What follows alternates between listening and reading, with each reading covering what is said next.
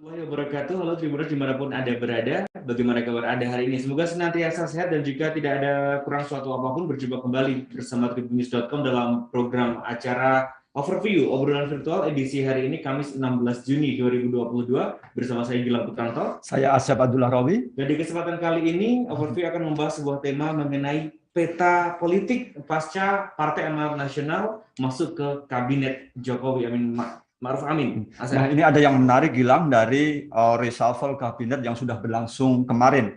Nah, ini akhirnya PAN yang jauh hari sebelumnya sudah digadang-gadang bakal masuk pemerintahan, ini sudah pasti. Dan artinya pemerintahan Jokowi Ma'ruf ini tambah amunisi, yaitu PAN. Nah, apakah dengan bergabungnya PAN ini akan mengubah peta politik jelang Pilpres 2024, Gilang? Ya, kita akan membahasnya bersama 3 narasumber. Saya akan sapa yang sudah bergabung secara virtual. Yang pertama ada juru bicara muda dari Partai Amanat Nasional, ada Mbak Siti Maidina Herdianti. Mbak Dina, Assalamualaikum, apa kabar?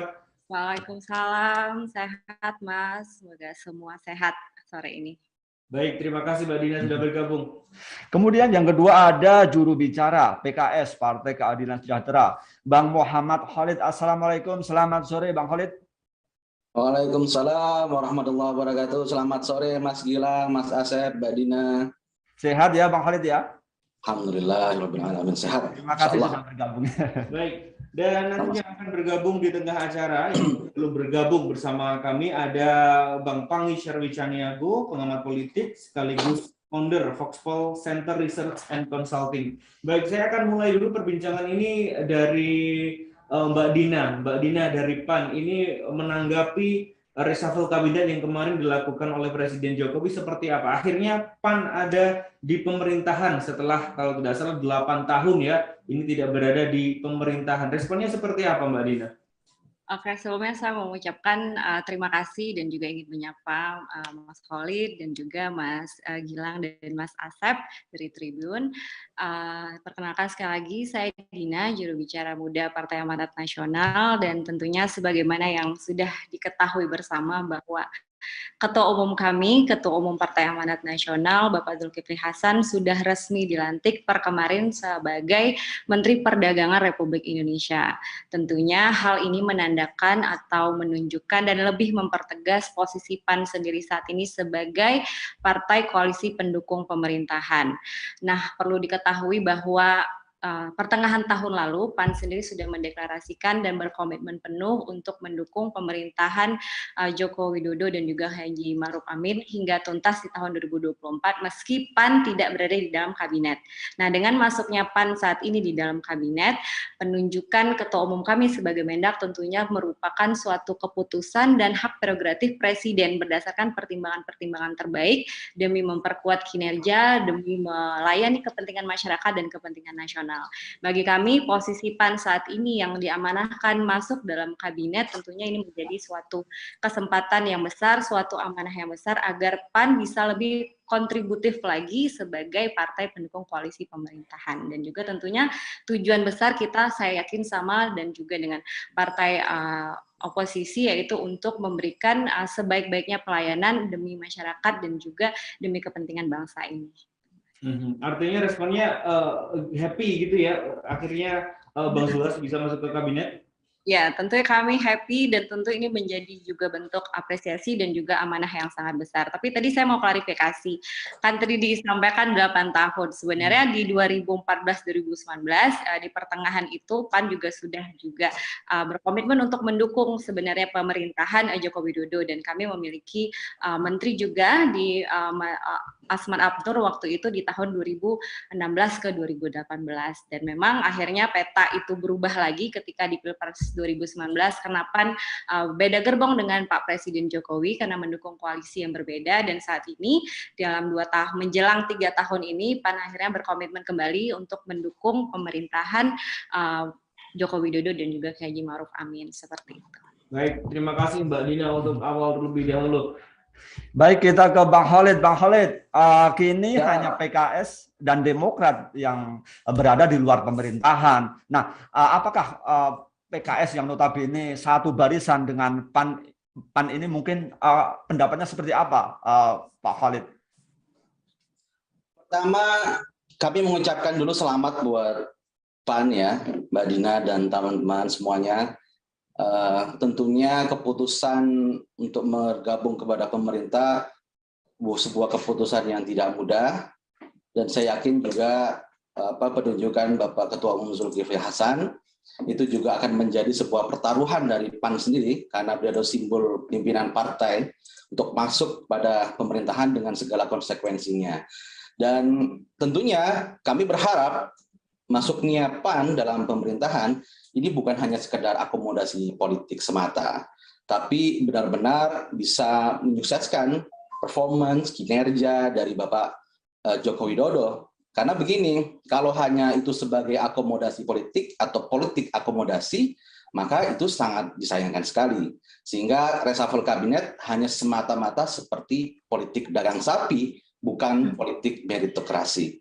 Kami berharap ini adalah reshuffle sebagai politik meritokrasi tentunya, bagaimana membenahi kinerja dari Bapak Presiden sebagai pemimpin bangsa ini, bukan hanya sekedar ya ini bagi-bagi kekuasaan karena sudah lama belum masuk pemerintahan.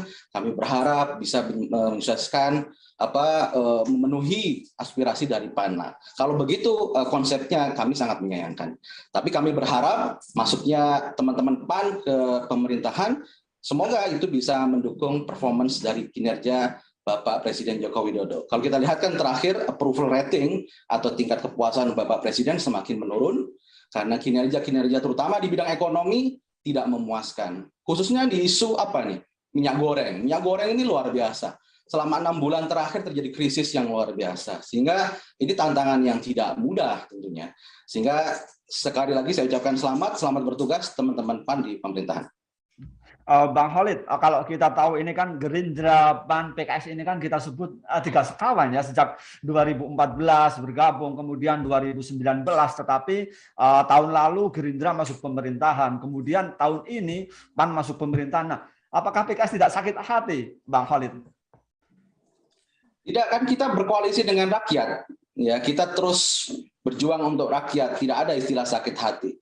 Jadi kalau tidak ada sebuah proses check and balance, tidak ada proses pengawasan di luar pemerintahan, maka kita tidak akan menjadi negara demokrasi. PKS menjalankan misi yang suci di sini untuk menjaga bagaimana negara Indonesia tetap dalam sistem demokrasi. Kalau kita umpamanya PKS masuk, ya apa yang terjadi? Maka tidak ada kekuatan oposisi yang mengontrol pemerintahan. Disinilah saluran-saluran aspirasi dari rakyat itu harus dikanalisasi, itu harus mendapat medium, dan PKS siap menjadi medium kepada aspirasi rakyat yang ingin menyuarakan hal yang mereka inginkan. Kira-kira demikian. Oke, terima kasih Bang Khalid. Baik, saya akan menyapa Bang Pangi, sudah bergabung. Selamat sore Bang Pangi, Assalamualaikum. Selamat sore, Waalaikumsalam. Baik, terima kasih. Suaranya jelas nggak Bang? Jelas, Bang Pangi, terima kasih. Bang Pangi, langsung saja ini saya mintakan pendapat terkait reshuffle kabinet yang kemarin dilakukan oleh Presiden Jokowi yang memasukkan nama Zulkifli Hasan menjadi Menteri Perdagangan. Tanggapannya seperti apa, Bang Pangi? Pertama, begini, kalau masuknya Pak Zul tentu kita apresiasi pemerintah juga. Mungkin Pak Zul itu PAN kan sudah sangat berharap ya. Dari awal, dari pon ke pon, dari musim durian sampai musim rambutan sampai musim jambu ya, nggak juga ada informasi yang mengembirakan. Jadi mereka sampai frustasi, saya lihat kemarin PAN itu ya, sudah berkoalisi tapi nggak dapat power sharing, sehingga memang mungkin itu jawaban yang mungkin itu yang terbaik bagi PAN. Dan PAN sudah memutuskan bergabung dari awal-awal, baru hari ini ada kabar gembira ya untuk PAN untuk masuk ke koalisi Presiden Jokowi, kabinet kerja ya. Yang kedua adalah sebenarnya kalau bicara koalisi ini kan bergabungnya PAN ini ke depannya tentu akan memudahkan juga komunikasi pemerintah dengan Presiden, kemungkinan akan mempermudah juga komunikasi yang intens ke depannya, karena kan Pak Zul sudah ada di dalam kabinet gitu.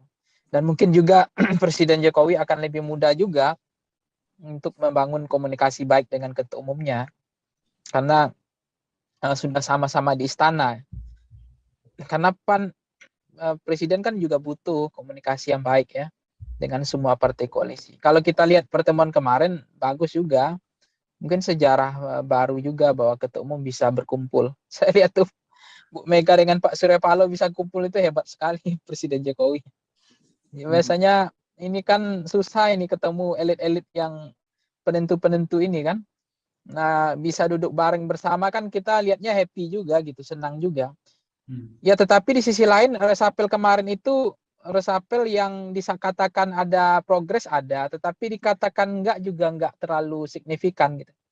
Karena kan yang diganti itu hanya posisi hanya Menteri Perdagangan yang dianggap strategis sebetulnya untuk bagaimana menurunkan harga minyak goreng yang sudah kemarin nggak bisa diatasi itu.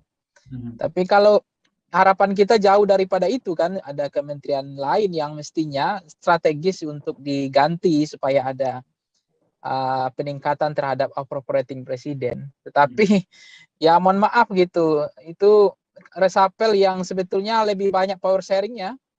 Nggak ada, saya lihat hampir relatif nggak ada punya korelasi besar terhadap peningkatan kinerja atau untuk peningkatan appropriatingnya Presiden Jokowi. Ini karena kementerian yang kita harapkan diresapel justru nggak diresapel gitu. Jadi ada kementerian yang kita merasa nggak terlalu penting diresapel.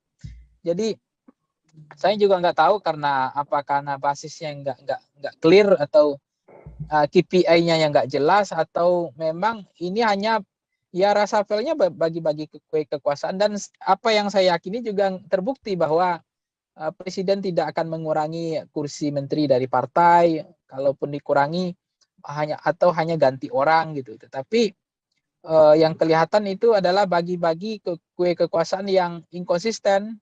Ya mohon maaf, wakil menteri itu untuk apa gitu? Ini uang negara mau diapain ini? Untuk apa kerja menteri itu? Jadi saya tuh kan kasihan kita ya, kita awalnya bicara konsistensi, bagaimana efektivitas ikat pinggang keuangan negara, efisiensi, efektivitas keuangan negara, tapi ini keterkesan dihambur-hamburkan gitu. Nggak sesuai dengan awal cita-cita bahwa wakil menteri itu nggak relevan untuk konteks sekarang gitu. Banyak yang bisa dikerjakan oleh kementerian itu kan, di bawah itu ada direktur-direkturnya ya, itu mau ngapain nanti gitu. Jadi ini hanya bagaimana mengakomodir saja kepentingan orang yang sudah berjuang, partai yang sudah berdarah-darah, partai yang sudah pasang badan memenangkan Presiden Jokowi. Nah, Presiden tentu ingin berbalas budi di situ ya, punya hutang budi ya.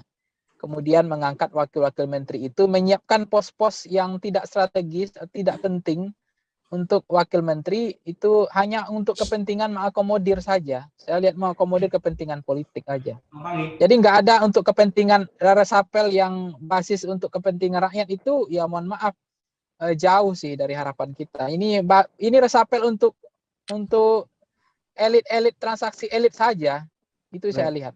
Bang Pangi, singkat saja, mungkin dari reshuffle ini akhirnya PAN bisa masuk di kabinet. Ini keuntungan yang didapatkan PAN seperti apa menurut Bang Pangi? Keuntungan dari PAN tentu PAN minimal menteri satu itu, saya nggak tahu apa keberkahannya terhadap PAN. Apakah nanti bisa membantu PAN juga ya, atau bisa menaikkan elektabilitasnya PAN, saya juga nggak tahu ya. Tetapi apa untungnya bagi PAN, ya jelas PAN sekarang sudah punya menteri gitu, kader. Tapi apakah nanti dengan posisi ketua umum sebagai sekaligus, ini kan memperpanjang cerita tentang inkonsistensi Presiden Jokowi ini sangat terang benderang, dan saya memalukan sih inkonsistensi yang dibuat seperti ini. Di awal sudah mengatakan bahwa tidak boleh ketua umum merangkap jabatan gitu sebagai menteri. Nah, sekarang diangkat lagi ketua umum yang jadi menteri. Kan saya nih gagal paham ini. Ada apa ya? Kok bisa begini cara berpikirnya Presiden, jauh dari harapan kita gitu. Jadi kan banyak kader-kader PAN juga yang lain yang potensial, yang direct man and direct place, yang punya prinsip bisa mengatasi masalah dan yang terbaik. Kenapa harus rangkap jabatan lagi? Nah, ini kemudian menteri bagaimana bisa fokus. Di satu sisi dia mengurus koalisi Indonesia Bersatunya lah, Indonesia Hebatnya. Ya di satu sisi mengurus minyak goreng gitu. Gimana bisa konsen gitu? Saya juga nggak tahu nih gimana ilmunya. Tetapi kita kan disuruh berprasangka baik saja, tidak boleh berprasangka buruk terhadap politisi. Mudah-mudahan saja mereka-mereka ini mampu mengatasi masalah itu. Tetapi banyak inkonsistensi yang saya lihat dari awal. Wakil menteri itu hanya power sharing, tidak ada untuk rakyat, itu hanya bagi-bagi transaksi elit saja, bagi-bagi kue kekuasaan. Maka disiapkanlah posisi wakil menteri itu dan tidak efektif sama sekali terhadap keuangan negara. Yang kedua adalah ketua umum sebagai rangkap jabatan sebagai menteri itu akan memperpanjang masalah loyalitas yang menurut saya tidak akan lagi bisa loyalitas tunggal gitu. Tentu loyalitasnya akan ganda. Di satu sisi mereka akan bekerja untuk partainya, di satu sisi bekerja untuk rakyatnya gitu, untuk sebagai menteri. Jadi selamat tinggallah bicara tentang menteri rangkap jabatan itu sudah nggak relevan lagi saya lihat konteksnya sekarang. Dan bahkan nanti mereka akan lebih sibuk itu membangun koalisi Indonesia Bersatunya itu lewat KIB itu ada ketua umumnya, ada Pak Erlangga dan menteri sekaligus ketua umum partai. Kemudian ada Pak Zulhas dari ketua umum partai sekaligus menteri juga. Nah, ini memperpanjang tidak fokusnya nanti kementerian kita ini kerja-kerja ke depannya. Saya melihat kok semakin ngawur jadinya. Itu yang saya lihat. Baik, terima kasih Bang Pangi. Oke, kita kembali ke Mbak Dinda. Mbak Dinda mungkin langsung ditanggapin. Tadi Bang Pangi menyebut apakah tidak ada kader lain, padahal di Partai Amanat Nasional itu banyak. Kenapa harus Pak Zulkifli Hasan gitu? Ya, pertama seperti yang sudah saya sampaikan bahwa penunjukan ketua umum kami sendiri sebagai Menteri Perdagangan ini tentunya merupakan keputusan dan hak prerogatif Presiden, dan Presiden Jokowi juga sudah menyampaikan bahwa penunjukan ketua umum kami sebagai Mendak ini sudah berdasarkan rekam jejak, pengalaman, kapabilitas, kompetensi. Artinya memang beliau sudah juga memperhitungkan bagaimana kinerja-kinerja sebelumnya Pak Zulhas yang akhirnya diamanahkan saat ini memimpin Kementerian Perdagangan yang kita akui dan kami juga sampaikan kondisi ekonomi kita sedang tidak baik-baik saja. Dan yang kedua yang ingin saya tanggapi mengenai ini bagi-bagi kursi atau kekuasaan, bagi-bagi parpol, saya hormati pandangan-pandangan tersebut tentunya, dan yang bagi saya terlalu dini juga kita menganggap bahwa ini ngawur dan segala hal. Nah, hari ini hari pertama ketua umum kami menjabat di Kementerian Perdagangan. Pagi tadi sudah melakukan gerebek pasar, kemudian saat ini sudah melakukan konsolidasi internal di tubuh kementerian dan juga akan bergerak tentunya di kementerian-kementerian strategis.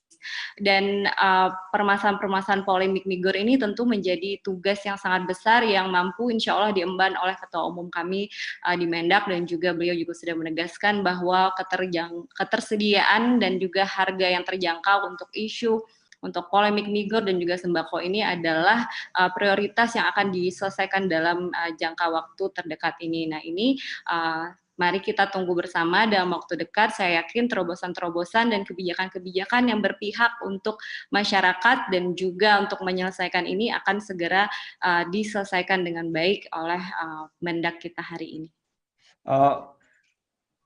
Mbak Dina, kalau kita lihat ini kan PAN ini kan cukup kritis ya selama di luar pemerintahan. Nah, setelah masuk pemerintahan ini ada salah satu pernyataan dari kader PPP ya, yaitu Pak Asrul Sani, bahwasanya setelah masuk pemerintahan ini tidak boleh kritis. PAN. Nah, apa tanggapan dari PAN? Pertama, dari kita di luar kabinet, masuk kabinet atau dalam partai oposisi maupun koalisi, tentu PAN jelas komando dari ketua umum kami merupakan mitra kritis bagi pemerintahan. Dan tentunya tidak mengurangi daya kritis kami yang saat ini berada di kabinet juga untuk mengawasi jalannya pemerintahan hari ini. Partai Amanat Nasional banyak sekali memiliki wakil rakyat, baik di tingkat DPR RI, kemudian di tingkat provinsi, dan juga di tingkat daerah, dan mereka semua memperjuangkan dan menyuarakan apa yang menjadi keresahan masyarakat hari ini. Seperti contohnya dalam kasus Binomo, anggota DPR kami di Komisi 6 adalah mempelopori bagaimana kasus Binomo ini bisa diusut tuntas oleh kementerian dan pihak terkait sehingga tidak memakan banyak korban lagi. Kemudian mengenai soal isu hordeng kemarin yang ramai di kalangan netizen, PAN juga bersikap kritis dan menolak. Dan saya rasa dengan isu-isu migor, anggota kami Komisi 6 dari level jajaran Sekjen, kemudian di Ketua DPP dan level elit lainnya, kami juga tegas menyatakan bahwa kebijakan-kebijakan yang harus dikeluarkan oleh Kementerian Perdagangan adalah kebijakan yang memang memihak kepada rakyat, yang memihak kepada seluruh stakeholder yang terlibat. Saya rasa pandangan-pandangan miring tersebut tentu menjadi dinamika sendiri memang yang sedang berkembang, tapi kami pastikan sesuai dengan amanah Ketua Umum bahwa PAN tetap sebagai mitra kritis dari pemerintahan sendiri. Jadi tidak mengurangi daya kritis kami, dan dengan amanah baru ini tentunya PAN beserta jajarannya juga saat ini akan fokus juga mendukung berbagai kebijakan strategis dan program-program untuk mengawal pemerintahan ini bisa membawa perbaikan bagi masyarakat dan bangsa kita.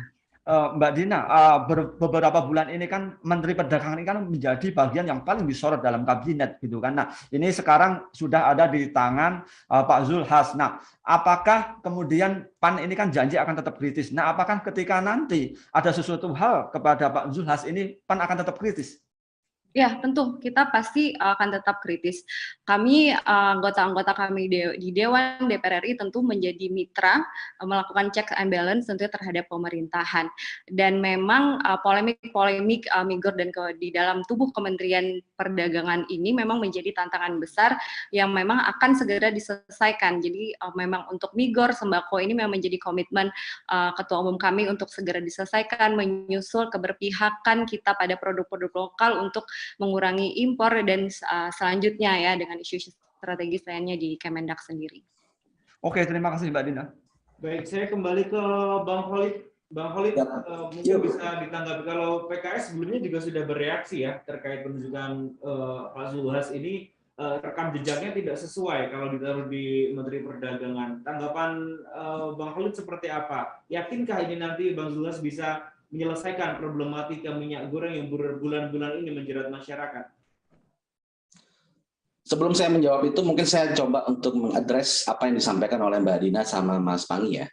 Pertama, saya bisa memahami nih psikologis kejiwaan dari teman-teman PAN ketika di parlemen. Jadi ini kan bergerak dalam dunia politik yang bukan ruang kosong gitu ya.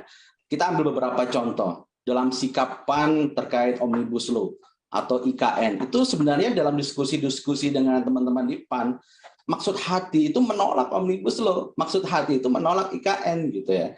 Tapi memang karena ada sebuah dinamika, karena ada keinginan untuk masuk pemerintah dan sebagainya, sehingga ada cita-cita yang diidealkan, itu kadang-kadang harus dikorbankan. Ini dilema moral juga. Jadi dilema moralitas sebagai partai politik dalam ketika meraih power atau values. Itu menariknya di situ. Dan saya bisa memahami teman-teman PAN bagaimana kemarin harus terpaksa menyatakan bahwasanya setuju dengan perpanjangan jabatan presiden.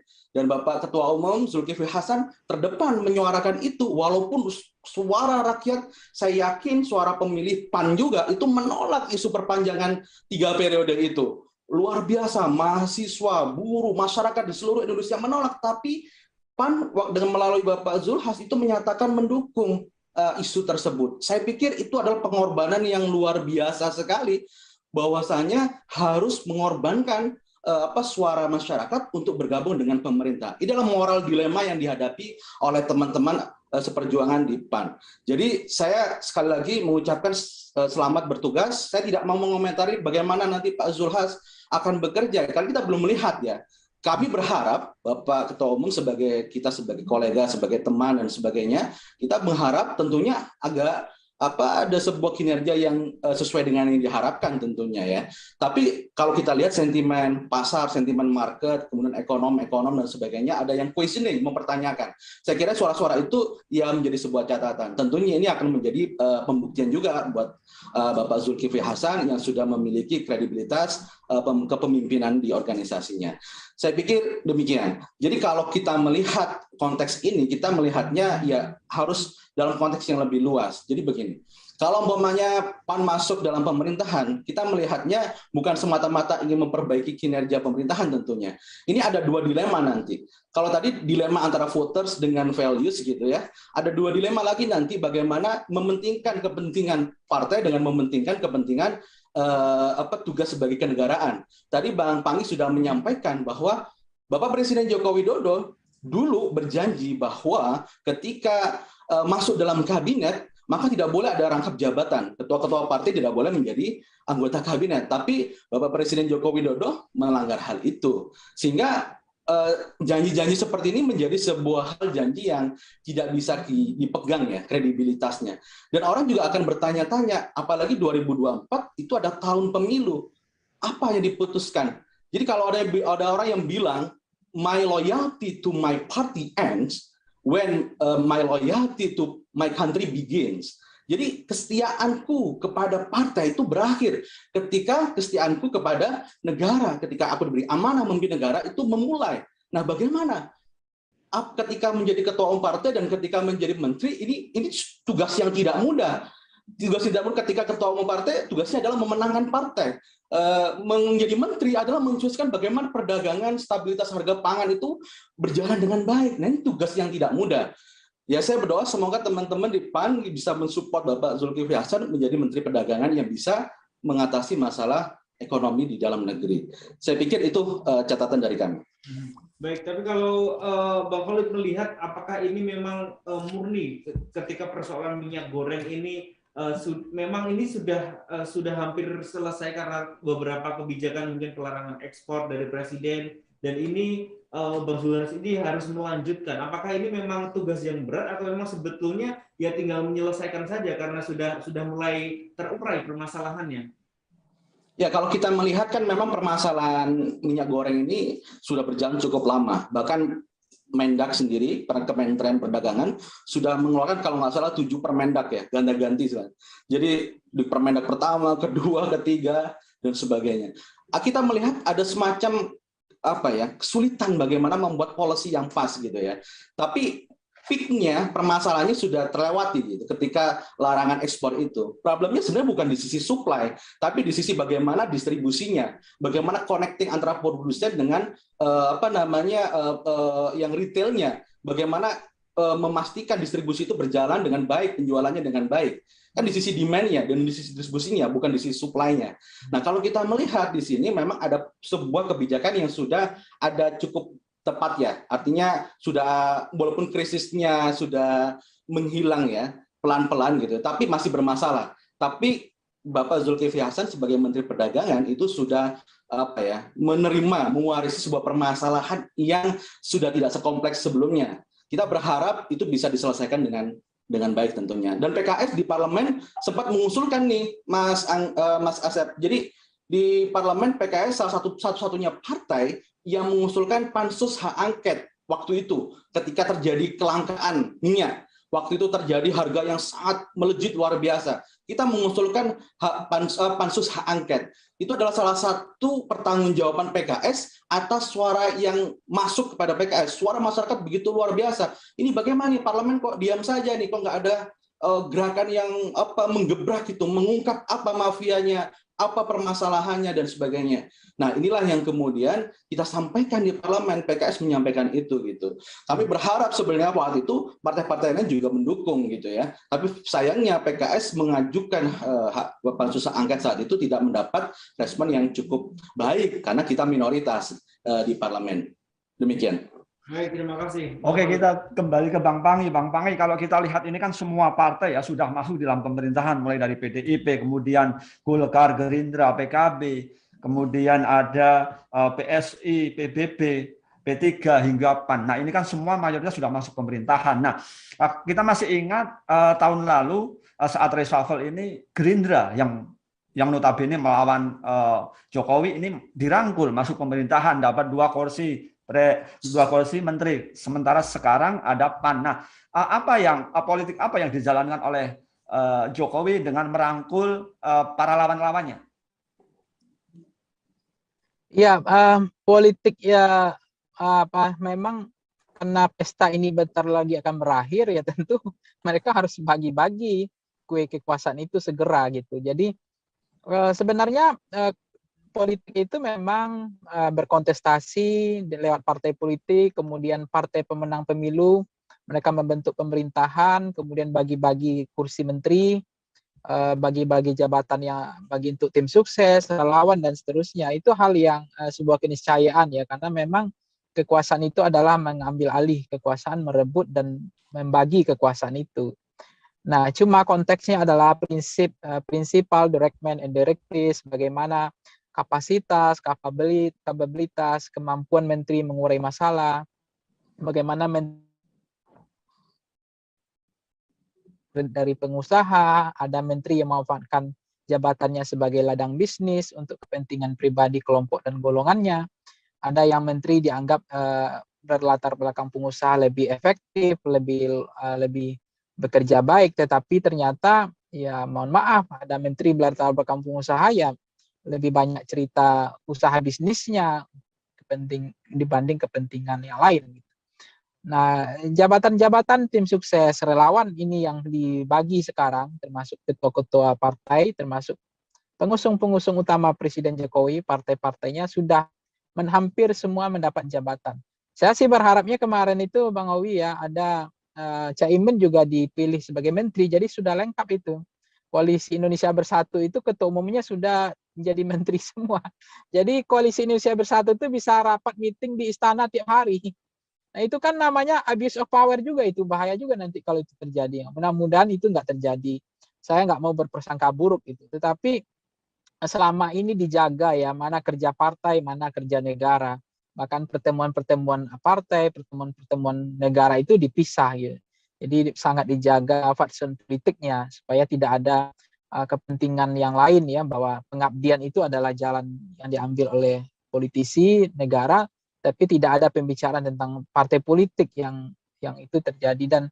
Dan saya melihat bahwa Koalisi Indonesia Bersatu ini ya mungkin akan lebih mudah Presiden Jokowi nanti untuk berkomunikasi, berdiskusi lebih banyak untuk membahas. Yang saya khawatirkan adalah mudah-mudahan rasanya nggak seperti itu gitu. Mudah-mudahan saja. Jangan sampai presidennya lebih sibuk nanti untuk bagaimana ke depannya untuk suksesi 2024, karena semua Koalisi Indonesia Bersatu itu sudah ada di istana gitu. Dan pembahasan itu nanti mudah-mudahan nggak seperti itu. Harapannya adalah bagaimana persoalan rakyat ini dihadapi dengan baik. Itu janji-janji politik beliau selesaikan dengan baik ya. Nah, bukan kemudian sibuk dengan Koalisi Indonesia Bersatu ini, apalagi ketua umum partainya bergabung di situ. Ada Pak Erlangga, ada Pak Zulhas. Nah, jangan-jangan itu juga kemudian ada mengkonfirmasi bahwa Koalisi Indonesia Bersatu itu mendapat sinyal, dapat kode, dapat dukungan dari Presiden. Buktinya tidak ada sanksi. Gitu. Justru yang kemarin deklarasi menyatakan membentuk Koalisi Indonesia Bersatu, tiba-tiba diangkat jadi menteri. Artinya itu kan mengamini sebetulnya bahwa Presiden merestui, artinya Presiden menyetujui bahwa Koalisi Indonesia Bersatu itu tidak ada masalah, tidak ada problem. Presiden mendukung itu. Nah, tetapi pada saat yang sama, konsentrasi negara ya semestinya 2 tahun lagi pemilu itu harusnya dijaga untuk bahas-bahas koalisi ini nggak terlalu cepat seperti ini. Artinya bukan berarti tidak boleh membahas visi misi calon presiden ke depan, tetapi kok lebih bising ya, lebih berisik, lebih gerasak gerusuk soal koalisi. Dan ini mengkonfirmasi. Ya. Bang Pangi, apakah dengan bergabungnya PAN yang notabene hampir semua partai ini sudah masuk pemerintahan, ini akan mengubah peta politik jelang 2024? Ya, peta politik pasca masuknya PAN ke kabinet Jokowi, petanya kan sebenarnya nggak akan ada perubahan yang besar. Kalau orang mengatakan ada 3 poros, ya kalau saya mengatakan bisa 4 poros kalau misalnya Pak Jokowi dengan Ibu Megawatinya pecah kongsi misalnya. Tetapi rasa-rasanya kok nggak mungkin juga PDIP dengan Bu Mega akan pecah kongsi, akan membentuk poros. Misalnya kalau Mas Ganjar nggak diusung oleh PDIP, akan diusung oleh Koalisi Indonesia Bersatu misalnya. Tetapi Koalisi Indonesia Bersatu juga sampai sekarang juga non kandidasi, tetapi rutenya sudah ada, pesawatnya sudah bisa terbang, tetapi yang naiki pesawatnya belum ada. Nah, kalau sekarang ini Jokowi pisah atau pecah kongsi dengan Ibu Mega, maka PDIP mengusung calon presiden sendiri, kemudian KIB mengusung calon presiden sendiri, ada juga dari koalisi yang Nasdem, Demokrat, dan misalnya Nasdem, Demokrat, dan PKS ya mengusung calon presiden sendiri. Jadi koalisinya makin terbuka lebar, makin banyak. Jadi bagus sih gitu kalau makin banyak koalisi, peta porosnya makin banyak. Karena memang PAN ini kan partai yang sebetulnya kita kalau klaster partai-partai yang haus kekuasaan itu sekarang kan PKS ya termasuk. Karena belum 10 tahun ya cukup berpuasa, jadi Belum tentu berbuka. bagaimana besok cerita Puasa belum berbuka ya tentu. Ya tentu haus lah dengan kekuasaan karena PKS pernah 10 tahun berkuasa ketika di era SBY. Terima kasih Bang Pangi. Dan termasuk iya. Baik, saya ke Mbak Dina dari PAN. Mbak Dina, saya kembali mengenai Pak Zulhas ya menjadi Menteri Perdagangan ini menargetkan 6 bulan permasalahan minyak goreng selesai. Tapi beberapa pihak juga menyoroti rekam jejaknya tidak sesuai dan ini lebih kental akan aroma politik seperti itu ya, bagi-bagi kekuasaan. Tanggapan Anda mengenai kritikan yang diberikan kepada Pak Zulhas mengenai rekam jejak yang tidak sesuai, ini seperti apa Mbak Dina? Apakah yakin 6 bulan bisa selesai permasalahan minyak goreng? Ya. Baik, kami tentunya di Tubuh PAN saat ini sepakat dan yakin bahwa Ketua Umum kami dapat mengedepankan profesionalitas karena sesuai dengan amanah dan selalu apa yang dipesankan beliau bahwa beliau sendiri dan seluruh kader wajib mendahulukan kepentingan umum di atas kepentingan apapun.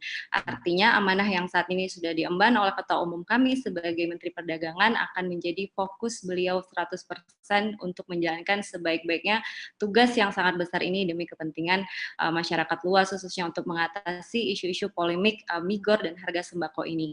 Nah, bagaimana kemudian peran atau juga pekerjaan Ketua Umum kami dalam Tubuh PAN sendiri, tentunya saat ini Ketua Umum kami sudah jelas komandonya bahwa saat ini mesin partai dari Partai Amanat Nasional sendiri, sistem kaderasinya sudah berjalan dengan sangat baik. Kami sendiri di Tubuh PAN memiliki anggota-anggota program-program kerja yang sudah berjalan untuk menggodok kader-kader dari tingkat grassroots. Kami sudah menyelesaikan pembekalan pencalekan di tahun lalu.